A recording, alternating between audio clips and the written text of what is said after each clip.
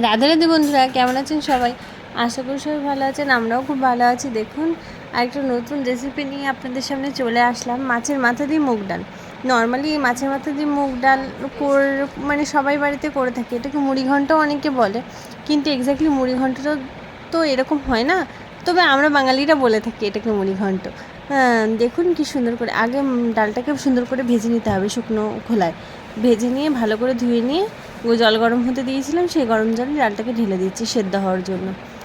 এবারে একটু নুন দিয়ে দিলাম, ডালের যেরকম নর্মালি আমরা ডাল সেদ্ধ করার সময় দিই। আর ওপরেই ফেনাগুলো তুলে পরিষ্কার করে দিতে হবে। দেখুন সুন্দর করে বেশ সেদ্ধ হয়ে যাচ্ছে ডালটা। মুগ ডাল অনেকে প্রেসারে সিটি দিয়েও করে, প্রেসারে না সিটি দিয়ে এভাবে ফুটিয়ে নিলেও সুন্দর সেদ্ধ হয়ে যায় ভালো ডাল হলে। আর জলটা ভালো হলে খুব সুন্দর সেদ্ধ হয়ে যায়। দেখুন তারপরে বেশ ফুটে আসার মাঝখানে আমরা দুটো কাঁচা লঙ্কা দিয়ে দিয়েছিলাম। কাঁচা লঙ্কা দিয়ে একটু ঘুটে দিচ্ছি ডালটাকে ভালো করে।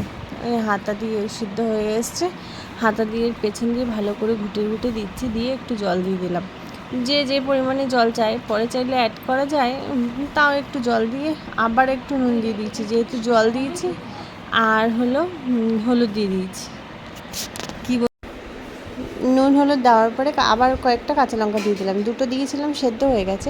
আর এটা ফ্লেভারের জন্য, বেশ লঙ্কার ঝাঁঝটা লঙ্কার থাকবে, সেটা ভালো লাগে, এটা ঝালের জন্য নয়। এইদিকে আরেকটা শুকনো খোলাতে নিয়ে তেল দিয়ে নিয়েছি, তেল দিয়ে জিরে, শুকনো লঙ্কা, তেজপাতা ফোড়নে দিয়ে নিয়েছি, নর্মালি ডালের ফোড়নটার মতো করে দিয়ে নিয়েছি। দেখুন সুন্দর করে বেশ ফোড়নটা লাল লাল হয়ে এসেছে। এবার পেঁয়াজ দিচ্ছি, কুচো করে কাটা পেঁয়াজগুলোকে দিয়ে ভালো করে নেড়ে চেড়ে ভেজে নেব।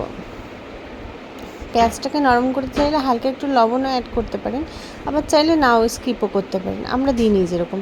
এবার টমেটো দিয়ে দিচ্ছি, সেই পেঁয়াজের মধ্যে টমেটোটাকে দিয়ে নাড়াচাড়া করে নিলাম। আর এখানে আগে থেকে ভেজে রাখা মাছের মাথা আমরা বেশ দুটো বড় বড় মাথা নিয়েছিলাম, নিয়ে ভেজে গুঁড়ো করে রেখেছিলাম, বেশ ভেঙে ভেঙে রেখেছিলাম সুন্দর করে। ঠান্ডা হওয়ার পরে দেখুন ভাজা মাথাটা দেবো। এবার এই নুন হলুদ দিয়েছি। এবার একটু এটা হলো রসুন বাটা দিচ্ছি, আদা বাটা দিচ্ছি, দিয়ে ভালো করে মশলাটাকে কষিয়ে নিচ্ছি।